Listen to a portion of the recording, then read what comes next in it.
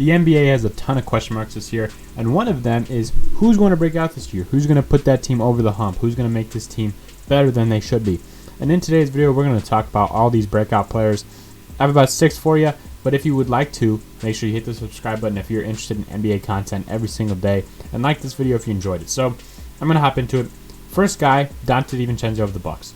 He's definitely not the biggest breakout guy because he had a solid sophomore season last year, but I think that he could be a guy that averages 15 plus. I think that he will grow progressively on the defense side of the ball, but if you watched him in your rookie year, he wasn't very comfortable. He seemed flustered, and then in his second year, he took that jump where he seemed a lot more comfortable, and it proved to work a lot better for him. He averaged close to 12. I think with this next year, with defenders all around him, I think he will be needed on the playmaking side of the ball, and it'll open up a ton of opportunities for him. I think that he'll be a big guy that can average 15 or close to it this year, and that's not the biggest jump ever, guys, but I expect you guys to know Donte DiVincenzo's name at the end of next year. I expect casual fans to know who Donte DiVincenzo is.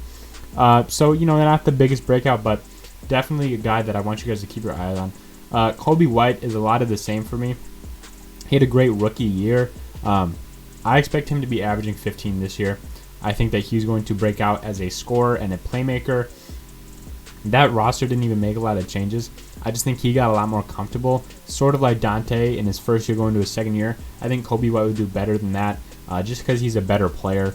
I think that he'll take a serious scoring load on, and he will average 15 or a little bit more than that. So not a huge jump again, but these next guys, to me, I think Jonathan Isaac will put himself in the Defensive Player of the Year conversation. I think he's going to start averaging more than 14, so that will be cooking for him. And then I think he'll average 2 blocks and a steal and a half a game. Ridiculous numbers. He'll definitely be in the Defensive Player of the Year conversation. He'll really solidify himself as a defensive star. I think Jonathan Isaac will be part of this future for the Orlando Magic. I think that he is totally underrated. And that's why I wanted to mention him in this video. I think he's going to pick it up on the scoring side of the ball. He's had enough time to develop at this point, and I think he's really going to be in the Defensive Player of the Year conversation.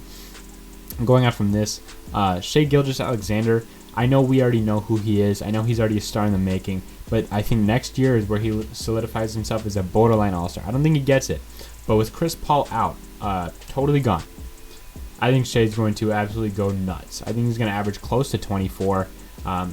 Definitely get some assists, like 7 or 8. I think he's going to be an amazing player. We see him on the defensive side of the ball too. Definitely can lock you down.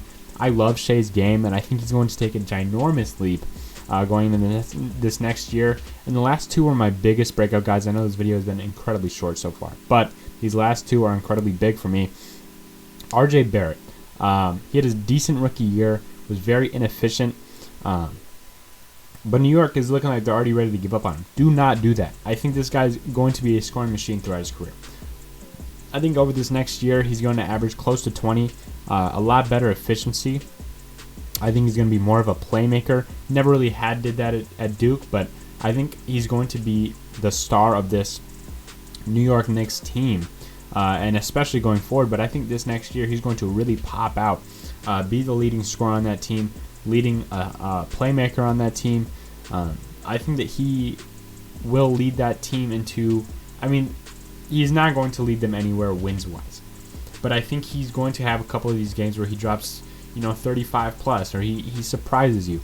I'm not going to be surprised. I expect him to break out. And then the last guy is DeJounte Murray for the San Antonio Spurs. I think he's going to actually become a star point guard in this next year. His biggest trait is his defense, but I think he's going to rack up over 20 triple-doubles next year and be a defensive star. Right now, he gets close to 14, 7, and 7. I think he's going to take that jump. I think his shooting definitely obviously needs to take a jump, and I think he's going to get around to a grade where it's like a C+-ish shooting. He can hit the shot, don't leave him open. I think he's essentially a smaller Ben Simmons. He can lock you up. He's a triple-double threat. He can pass he's an amazing facilitator.